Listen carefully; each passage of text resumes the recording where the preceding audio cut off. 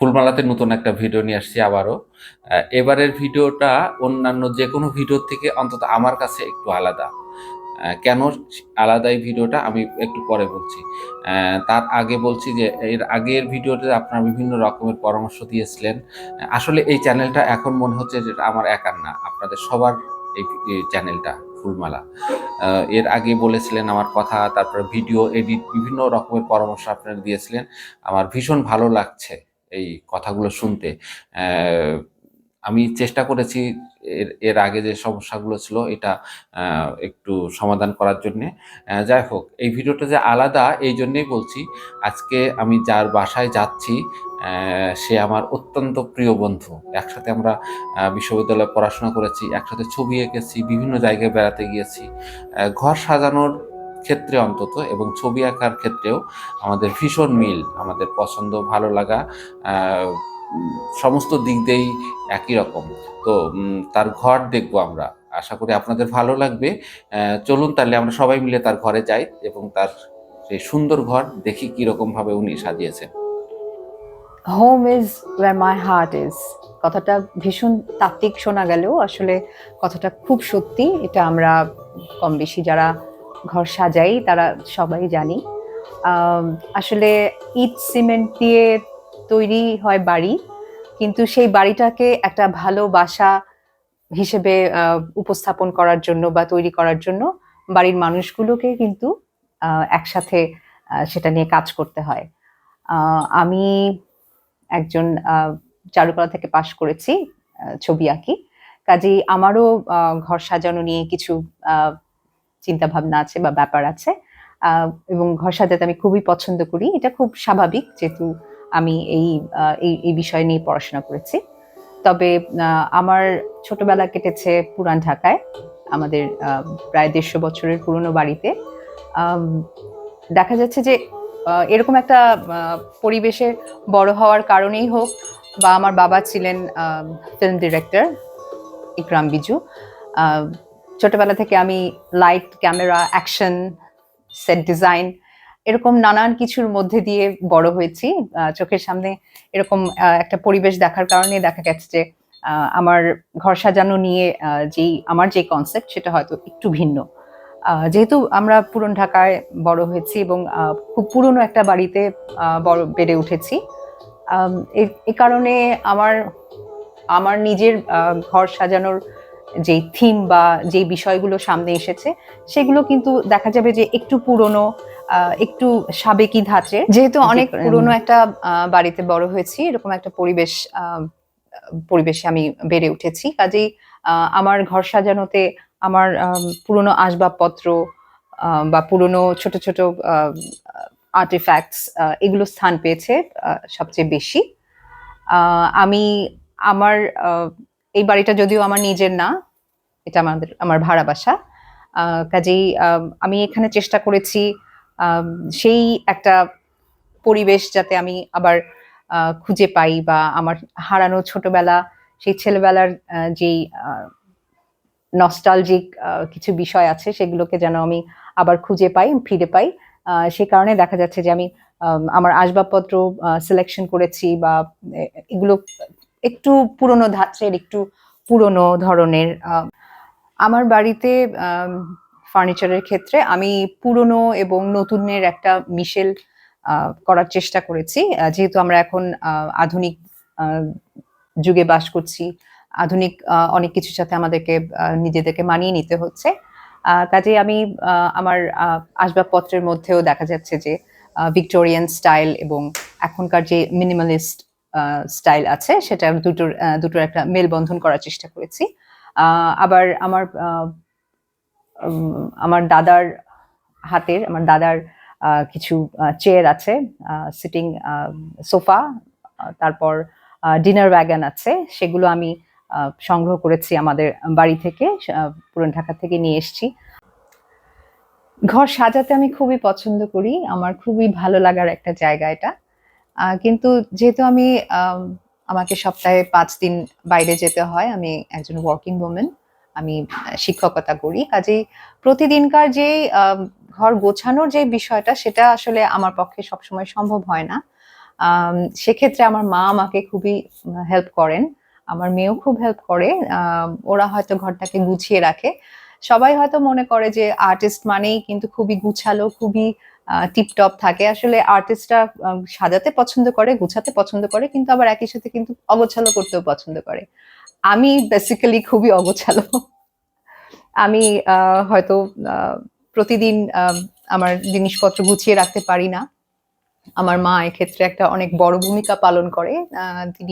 উনি সবসময় ঘর গুছিয়ে রাখেন বা টিপটপ রাখার চেষ্টা করে। আমার বন্ধু বান্ধব যারাই আসে আমার বাসায় সবাই জানে বিষয়টা।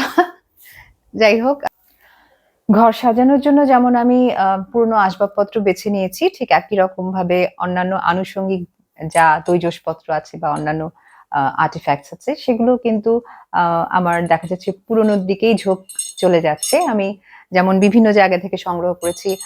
আমার এখানে একটা কাঁসার হাঁড়ি আছে, সেই হাঁড়িটা অনেক পুরনো। আমি এখানে একটা অ্যান্টিক শপ থেকে কিনেছিলাম। আবার বিভিন্ন রকমের থালা বাসন যেগুলো আছে আমাদের আমার দাদির আমলের, আমার দাদির সময়কার। যেমন এখানে একটা প্লেট আছে, এটা একটু নষ্টও হয়ে গেছে আসলে, কিন্তু এই প্লেটটা আমি ফেলে দিতে পারিনি। এই প্লেটটা আমার দাদির স্মৃতি আমাকে মনে করায়। আমি এই কর্নারে যখন বসি, এখানে বসে বই পড়ি বা গান শুনি, আমার মেয়ের একটা ছবি আমি এখানে অ্যাটাচ করে দিয়েছি, যেন আমার দাদির সাথে আমার মেয়ের একটা যে কানেকশন তৈরি হয়। আমি চেষ্টা করেছি যে এই পুরোনো জিনিসগুলোকে আবার নতুন করে ব্যবহার করতে, নতুন করে ফেলে না দিয়ে এগুলোকে আবার নতুন ভাবে আমি যেন ব্যবহার করতে পারি। আমার বাসায় অনেক ধরনের থালা বাসন আছে, ক্রকারিজ আছে, অনেক একটা খুব সুন্দর একটা টি সেট, না আসলে ওটা কফি সেট আছে। এগুলো আমার সেখান থেকে পাওয়া। এছাড়া আরো অনেক বিভিন্ন ফার্নিচার আছে, সেগুলো তো বলেছি। আর তাছাড়া আমি চেষ্টা করি আসলে এখনকার যে প্লাস্টিক বা মেলামাইন এসব একটু অ্যাভয়েড করার জন্য। একটু সেরামিক, তারপর পিতল বা কাঁসা, এই ধরনের জিনিসপত্র সংগ্রহ করার, কেনার জন্য। আমি সবসময় দেখা যাচ্ছে যে যখনই বাইরে যাচ্ছি, কেনাকাটা করতে যাচ্ছি, নতুন ধরনের কিছু কিনতে যাচ্ছি, দেখা যাচ্ছে ঘুরে ফিরে ওই পুরোনো জিনিসপত্রের প্রতি কিন্তু আমার আগ্রহ চলে যায়, চোখ চলে যায় ওখানে। এবং কেনার সময় দেখা যাচ্ছে আমি ওগুলোই কিনে নিয়ে আসছি। অনেক সময় আম্মা বলে যে, "এত পুরনো জিনিস কেন কিনে নিয়ে আসছো?" আ আমার মা এবং আমার একমাত্র মেয়ে, এ নিয়ে আমাদের সংসার আসলে। এখন আমরা ৩ জনই এখানে আছি। আ আমার ভাই, ছোট ভাই এবং আ আ ফ্যামিলি, ভাইয়ের বউ, ছোট একটা বাচ্চা। ওরাও আমাদের সাথে এই বাসায় ছিল এতদিন। এখন বাইরে চলে গেছে পড়াশোনার জন্য। আমি ঘুরতে খুবই পছন্দ করি। আমার মেয়েও ঘুরতে খুবই পছন্দ করে। আমরা অনেক জায়গায় যাই। এখন যখনই কোথাও যাওয়া হয়, দেখা যাচ্ছে আমি সেই জায়গা থেকে আম কিছু souvenir সংগ্রহ করি। সেই জায়গার একেবারেই আম আ ট্র্যাডিশনাল যা কিছু পাই, যা কিছু আমার কাছে ভালো লাগে, আমি সেগুলো সংগ্রহ করার চেষ্টা করি। তো এরকম নানান কিছু আমার সংগ্রহে আছে। যখনই যেখানে গিয়েছি চেষ্টা করেছি সেই আ বিষয়গুলো মাথায় রাখার, সেগুলো সঙ্গে করে নিয়ে আসার। আ তাতে হয় আমরা আমরা we get to know that country, যেখানে আমরা গিয়েছি, সেই জায়গার সম্পর্কে, সেই জায়গার মানুষ সম্পর্কে, কালচার সম্পর্কে আ আমাদের আরো আরো অনেক কিছু আমরা জানতে পারি, অনেক কিছু আমরা বুঝতে পারি। গৌতম বুদ্ধ আমার ভীষণ পছন্দের। আমি যেখানেই যাই আমি বিভিন্ন রকমের বুদ্ধর মূর্তি কালেক্ট করেছি। আ নেপাল থেকে বা ভুটান থেকে, যখনই যেখানে গিয়েছি আমি আমার খুব ভালো লাগে আসলে। বুদ্ধের যে ড্রইং এবং আম একটা যে প্রশান্তি দেয় আমাদেরকে, আ সেই ব্যাপারটা, আপনি স্পিরিচুয়াল বিষয়টা চিন্তা করলেও কিন্তু একই রকম হয় ব্যাপারটা, যে আ একটা শান্তির একটা বার্তা, একটা শান্তির একটা আম একটা তৈরি করে, পরিবেশ তৈরি করে। তো আমি আমার ঘর সাজানোর ক্ষেত্রে, ঘর সাজানোর জন্য বিভিন্ন ধরনের বুদ্ধ মূর্তি আ বেছে নিয়েছি, পছন্দ করি আমি খুব। এজন্য যখনই যেখানে গিয়েছি আমি চেষ্টা করেছি কালেক্ট করার। আমার ড্রইং রুমে আমি একটা ডেকোরেটিভ ওয়াল তৈরি করেছি। সেখানে বুদ্ধের একটা কর্নার আছে এবং বিভিন্ন রকমের মাস্ক, এই মাস্কও আমার খুব পছন্দের একটা আম, আহ, জিনিস। আমি এটাও অনেক জায়গা থেকে অনেক সময় সংগ্রহ করেছি এগুলো। বই আমার জীবনের একটা অনুষঙ্গ বলা যায়। আমি ছোটবেলা থেকেই বই পড়তে পছন্দ করি। এই অভ্যাসটা আসলে আমরা পেয়েছি আমার দাদির কাছ থেকে। তিনি ভীষণ বই পড়তেন। আম আমরা দেখতাম যে দুপুরবেলা সে সমস্ত কাজকর্ম শেষ করে একটা বই নিয়ে, গল্পের বই নিয়ে বিছানায় যেতেন এবং পুরো সময়টা তিনি হয়তো ঘুমাতেন না, পুরো সময়টা তিনি বই পড়ে কাটাতেন। তো তার নিয়ম করে দেয়া ছিল যে আমাদেরকে সবসময় জন্মদিনে কিন্তু বই উপহার দেয়া হতো।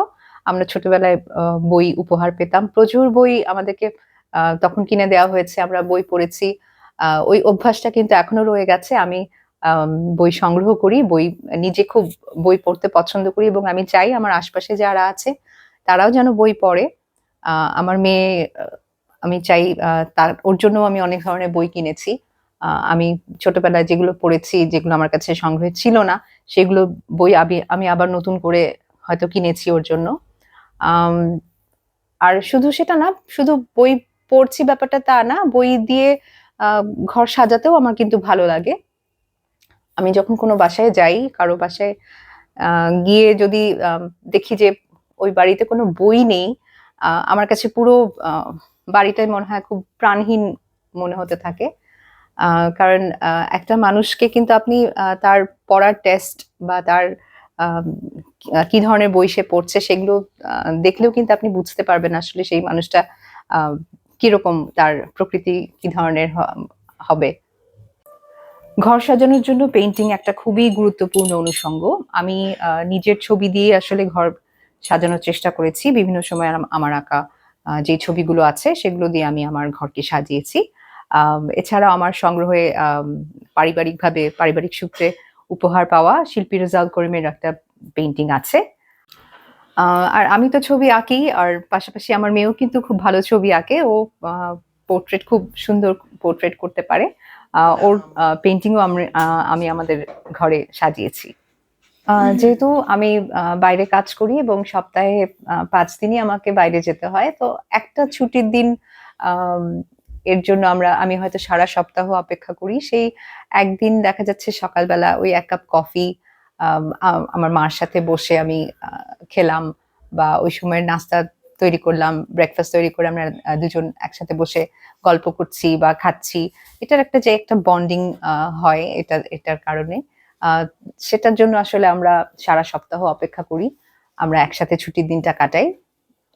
আরেকটা বিষয়, আমার খুবই পছন্দের একটা জায়গা হচ্ছে কুকিং, রান্না করা। আমি রান্না করতে ভীষণ পছন্দ করি, আপ্যায়ন করতেও খুব পছন্দ করি। বিভিন্ন উৎসবগুলোতে আমার বাড়িতে আম, আমার বন্ধু বান্ধব, আত্মীয় স্বজনের সমাগম হয়, এবং তখন একটু এক্সপেরিমেন্টাল, একটু ডিফারেন্ট, কখনো কখনো ট্রেডিশনাল, কখনো কখনো কন্টিনেন্টাল, বিভিন্ন রকমের এক্সপেরিমেন্ট করতে আমি পছন্দ করি, নানান রকমের রান্না। এবং সেগুলো পরিবেশনের এটা তো একটা সবাই জানে যে রান্না একটা আর্ট।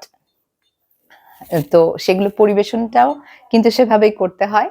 ঘর সাজানোর ক্ষেত্রে সবুজ আমার খুব পছন্দের। আমি সবুজ গাছ ঘরে রাখার চেষ্টা করি। আম, আমরা যারা বহুতল ভবনে বসবাস করি ঢাকায়, আমাদের বাগান করার আসলে সুযোগ নেই, সেই সুযোগটা আমাদের থাকে না। কাজেই আমরা চেষ্টা করি ইনডোর প্ল্যান্টস যেগুলো আছে সেগুলো দিয়ে আমাদের ঘর সাজাতে। আর তাছাড়া কাঁচা ফুল আমার খুব পছন্দের। আমি সপ্তাহে একদিন হলেও আমি চেষ্টা করি আহ ফুল কিনে নিয়ে আসার, এবং ফুল দিয়ে আমি ঘর সাজাই, আমার খুব ভালো লাগে। তো এই ছিল আমাদের অন্দরমহল। এখানেই আমরা সত্যের সাথে, সুন্দরের সাথে, শিল্পের সাথে থাকি।